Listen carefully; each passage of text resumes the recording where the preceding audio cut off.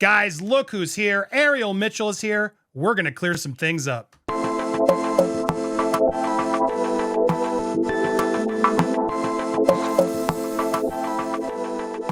Welcome to Popcorn Planet. I am Andy Signore and so excited and honored to have Ariel Mitchell here. Welcome to the show, Ariel. Hello, thank you. Look, I was telling you before, I've had some issues with some of the stuff I've seen, and then I've seen you out there doing interviews, and I've been impressed how you're handling things, and I've been looking more into you. I try to give everybody the benefit of the doubt. I don't know if you've watched our previous coverage. I seemed a little aggressive at times because I'm trying to get to the victims, and I know some people had some issues with you regarding sort of a seeming of a brokering of a sex tape. We're going to get there, guys. I will, but I want to just first start welcoming you. Thank you for being here. And also just get a little bit more of your background for folks that don't know. You had, correct me if I'm wrong, and I'd love to get some of this background. You had 4 cases against Diddy, and you've been doing this for a long time. Your history is pretty impressive. You've been working to fight for the rights of people. You were working with Emmett Till's mother, speaking to the Emmett Till players, who was speaking to Dr. King back in the day to learn about civil rights. This whole issue is something that's really important to you. Can you sort of clarify and explain a little bit about where you came from? Sure. I'm originally from Chicago, and I went to a church called Evangelistic Crusaders Church of God in Christ. And Emmett Till's mother, Mamie, was one of our founding members. So after Emmett died, Mamie had gotten permission from Coretta Scott King to take Dr. King's speeches and teach it to inner city youth, because she was a teacher at the time. So she took that program from her school to the church. And so in the late 80s and early 90s, I was the premier speaker for the Emmett Till players. So what that meant was I'm probably the only person in the country who has done all of Dr. King's speeches, who's memorized them and performed them other than Dr. King himself, and has performed those with Rosa Parks and Mamie Till Mobley. So that was pretty much my childhood, was traveling with Mamie to make sure Emmett's name stayed alive, which is pretty much why today you all still remember Emmett and still talk about Emmett Till, is because all of the work that Mamie did with the Emmett Till players and the work that I helped do right before she died when I was 18 years old. So from 3 years old to 14 years old, I was traveling with Mamie, traveling with Rosa, and with them all the time, even more than my own mother, doing the Dr. King speeches, helping keeping Emmett's name alive. So in a sense, you don't know the things that are important to you when you're a child, but it's almost, I kind of feel like I'm in a Slumdog Millionaire kind of scenario where I have almost been primed and prepped for this in childhood to advocate for the rights of others when other people have been wronged, for people's civil rights, for people's just rights to live and be left alone, and to be able to be safe in their own person. I think all this background is important because, look, I've had a notion of you based on sort of my own opinion, but as I looked more, I realized, look, the victims' rights are incredibly important to you, and you've been after Diddy for a long time. So I wanted to bring you here to give you the benefit of the doubt, to talk about things so you could explain and go for there. But do you see where some of us got a little bit confused? I'm going to go there just because I want to address this and sort of just not hide it. When you did this interview over on News Nation in the beginning, you had a sort of a 3-prong approach. You did one on News Nation, you showed up on Pierce, you did another one on News Nation, and particularly in this clip, there was, the person who has the tape really doesn't want to shop it around. They really want to help and give it to wanted to directly sell it to that person, but it seems as if they are going elsewhere. I really do feel bad about the person, but I wanted to sound the alarm, essentially, bring the dog whistle, if you will, to that person, that maybe they should do something about this before it came out. Now, I'm with you on all this, right? I'm with you. This all is the right thing. Warn the celebrity. If I was them, I would do something about this. And the only way to do anything is to do the catch and kill. That's the only way to ensure that it doesn't come out. We're taught that God helps those who helps themselves. So if we have a situation where that person does have the opportunity to purchase the video, if I were them, I would absolutely purchase the video. There is at least one major network, possibly 2, in a bidding war for that footage. So I believe we're sooner rather than later maybe finding out, unless that person comes and purchases the video themselves, which is really the goal of the people who have the video. They just, you know, at this point, if that person doesn't want to purchase it, then it's going to go on the open market. Now, again, I want to play that in context just so you can respond fairly, but it's like, at first I'm like, okay, cool. You want to let the celebrity know so they can sort of control it. But one, that's not the only way. If there's copies, it's still going to get out. So they can't really control it if there's multiple copies. And I guess my frustration when I first saw it, and I've seen you correct, so feel free to correct, but it feels like you're like, well, hurry up and buy it or it's going to be a bidding war. And if you don't, oh, well. And that's been frustrating for a lot of us. And like, what's up with that? Can you clarify that more specifically now? Like, what were you talking about there? What do you mean? And do you see where some of us maybe were confused or worried about what the intent was behind that? So perspective is, you know, different for everybody. So to appreciate the other side of it, I can see how maybe it could be perceived that that seems a little wonky. Why would she say, oh, well, this is what's going on? But I've been trying to be transparent. That's the one thing I've been trying to be, is letting the people know what I know about what's going on, mainly because I don't want the federal government, the FBI, or as you've seen with the grand jury and the prosecutors in New York, I don't want anybody coming later on and saying, well, Ariel had knowledge and she didn't let anybody know. So I think in my attempts to be transparent, it's coming across as something else. And I don't know how to deal with that other than doing things like this and coming on different platforms and trying to address individuals' concerns with maybe how I came across or more importantly, how I was perceived. So I feel like in this situation, this was me just trying to be transparent. Hey, you guys, this is what was going on. The last time I was here, I said this, and I said I declined to represent what was going on, but that didn't mean that I still did not know what was going on. And because I knew what was going on, I was trying to let everybody know, especially, you know, back to the original point, the celebrity. It wasn't like if you don't buy this, then, oh, well, it was really like, if this was me or if this was my client and I was giving them legal advice, this is what I would do. If I was in this situation, this is what I would do. If I was advising a client, this is what I would do. And I'm just telling the general public, because since I did open my big mouth and say this in the first place, I felt an obligation to keep people informed about what was going on. No, fair. And I appreciate you coming on here. First of all, impressive and good for you. I always like transparency. I like when we can sort of talk about things when it's uncomfortable or confusing. I want to come back to where the tape comes. We're going to bring up Chris Todd. Everyone wants me to ask you about him. We'll get there in a second. But as we're taping this just dropped. This was breaking news. Tony Busby is now being sued by a prominent celebrity man with his celebrity saying that they felt extorted. And I'm curious your thoughts, because some are going to say, well, you were seemingly doing the same thing, it seemed like, or whoever your clients were. So please clarify.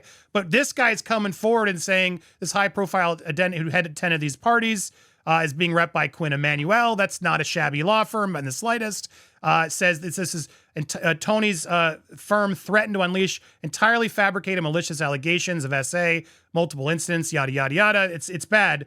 It goes on to say the demand letters came through and really serious accusations, but said that he's been caused of this before, of sort of trying to shake people down with dubious claims to get money, which, to be fair, is accurate. I don't see any examples of you doing that in your past, all full credit. But I'm just curious, what is your reaction to this? And what would you say to someone that says, well, you're next, you were doing it too? What are your thoughts? Well, this is something I like to famously call Avenettian, based on Michael Avenatti. Sometimes you have to learn from the failures of some of the greats, some of the ones who came from nothing and flew too close to the sun and lost it all. So I think people need to understand that there's a fine line and a tightrope you walk when it talks about extortion, for example. So to extort somebody, you need a threat. There has to be a or else.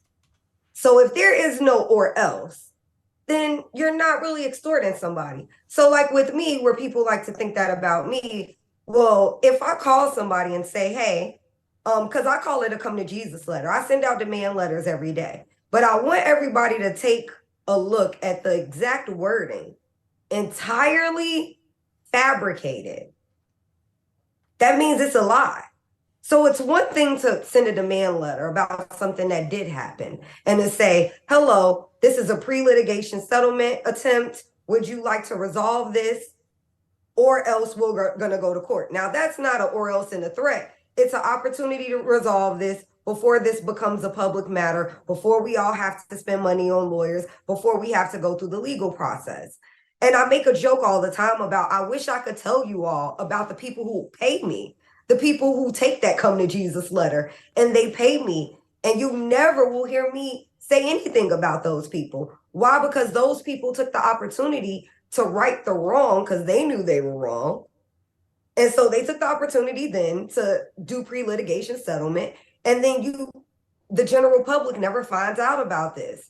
And then either they learn from it or they don't learn from it. But when you have people like Tony Busby who are making up things. Now, I don't know if they're making up things. I don't know what he's alleged. I'm going to say pre-litigation settlement letters are not extortionists in themselves. But if you are making things up and saying, I'm going to ruin your life if you don't pay me, or the ramifications of this will be the consequences of you not paying me, it's all about a nuance. It's all about the finesse way that you go about saying things. If you say things in a harsh, threatening manner, they'll be taken like a threat. But if you say things in a more nuanced manner, in a more calm manner, in a sense of, hey, this is what it's going to be. It's fine if it's going to be that, but you have to thread that needle. And not a lot of lawyers are good at threading that needle. But like you said before, we know Busby to have a history of this, because I remember with the Deshaun Watson situation, he said he had like 27 women and he only up filing like lawsuits for 6 or something. It wasn't the same amount of lawsuits that he said he represented. And then I also have to side-eye him because he waited until Diddy was arrested. And then after Diddy was arrested, then he holds a press conference with the 800 number. So it seems all very disingenuous. Now, I'm somebody who's been suing Diddy since 2021, which predates Cassie, which predates pretty much everybody. And it was back to back with Trey Songz and then with Chris Brown. So I'm not somebody new here. I've been true to this. So, and I also know how not to get into these situations, because I'm not trying to extort people. I'm actually going after justice in the only way available for victims, which is civil court. People always say, well, why don't they report this to the police? Why do they always just go after the money? And the problem is a lot of my clients report this to the police first, and the police don't do anything. So the only recourse, we can't bring charges in criminal court. If my clients, I guarantee you, every one of my clients, if they could waive their right to civil court to pursue their claims in criminal court, they would do that. But we don't have a system that allows for that. So because we don't have a system that allows for that, all we can do is deal with civil court, which is money court. That's the only remedy that they have. So I think if people understood the judicial system, then they would understand that it's not about them not trying to pursue justice, but this is the only avenue that they have. And they often do report their crimes to the police. Now, you bring up a good point. We don't know whether, Busby's lying or if his client's lying. That's sort of what you guys have to wrestle with as you get your clients and figure out what their evidence is and is their story credible or not. And we'll move on from him because I don't, he's not here to defend himself, et cetera. But I want to move back to you, back to this accusation or this tape. This tape has caused a lot of questions of where it came from and who's on it. And a lot of speculation and leaks have come about. I got to bring up this individual. Chris Todd has been on our show, and I'm just going to play what he told us on our stream. I am the one who sourced the story to Ariel, not Courtney. He said that. And then he also revealed Ariel came forward about these tapes from me, not Courtney. She didn't even know them. And here I'm trying to stick up for both of them. I'm going to show you how fast this train was going. They didn't even have time to give him to the feds because he got raided in days. And I'll give you another exclusive. You ready? Well, he goes on and says who tipped off Courtney? It was Diddy's lawyers. comment? Can you confirm, deny? What is your response to Chris's statements who's Sure. trying to clear up the air? I can confirm that I did not know Courtney until 2 days before the hearing. I did not, Courtney was not the source of the materials that I talked about in that First News Nation interview in September. And I rather would not out Chris, but I guess he's outed himself. So I can, to an extent, that he's already said it. So Chris isn't lying. No, he's not lying when he says that I met him first. And that okay, that's good to hear, because there's a lot of until after. And then I found out that Courtney knew Chris. Because I got a call from Courtney 2 days before we actually appeared at that grand jury hearing, and he told me that he got my information from Chris. He had seen me on TV. Chris said I was a good lawyer and that he was calling me to see if I can help him out. Actually, Courtney initially told me he had another lawyer. So I didn't think anything of it. I had talked to Courtney for maybe 5 minutes.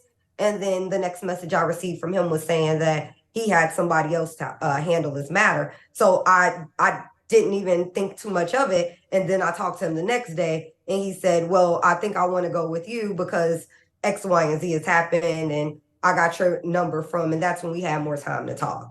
But I don't want to get into. I didn't meet Chris Todd in August, and I didn't meet Courtney until October.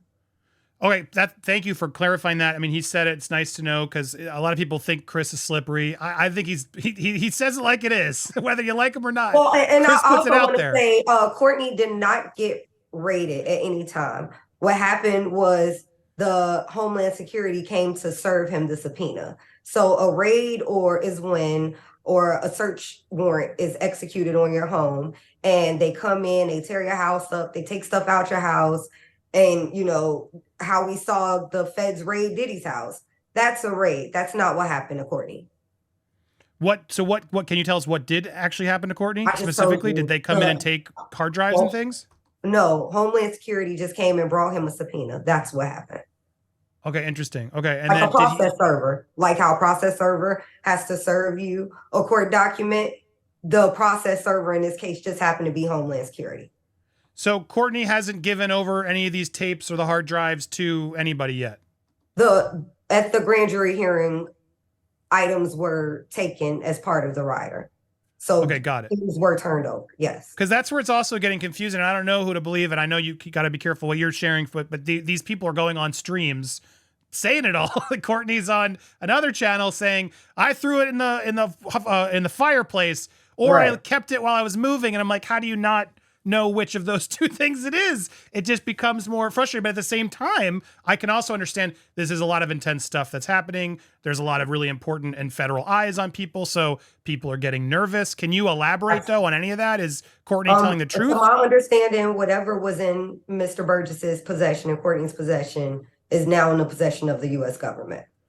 Copy. Okay. And just to also clarify that, you saw it through a FaceTime. Someone, I guess Chris sort of just outed himself. Chris sort of, or somebody, let's not put him out there more, but a source showed it to you, like you said in the Piers Morgan interview. You saw stills. You never had it in your possession.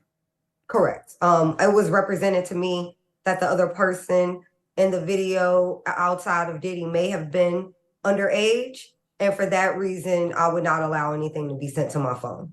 If the tape potentially had 2 to 3 minors on it, why didn't Courtney take it to the feds sooner? That's an issue I press Ariel on in part 2 of our interview, along with where did this tape come from? Does she believe the book and tapes are real? Also, what's her relationship with Chris Todd now? Her thoughts on Jaguar Wright, Piers Morgan editing that interview, along with that client that she dropped. And she's got new clients coming. So much you're not going to miss. So make sure you hit that subscribe button, hit the bell for alerts so you get notified, smash that like button, and stay tuned. We'll have part 2 of her interview later this afternoon. But first, there's a hearing you're not going to miss. Join us live at 2 p.m. We'll also have an exclusive clip from Ariel on her thoughts about all of this that's going down with these bail hearings. You're not going to miss it. Tune in at 2 p.m. Join us live right there, and make sure not to miss part 2 immediately following. Thank you guys so much for watching.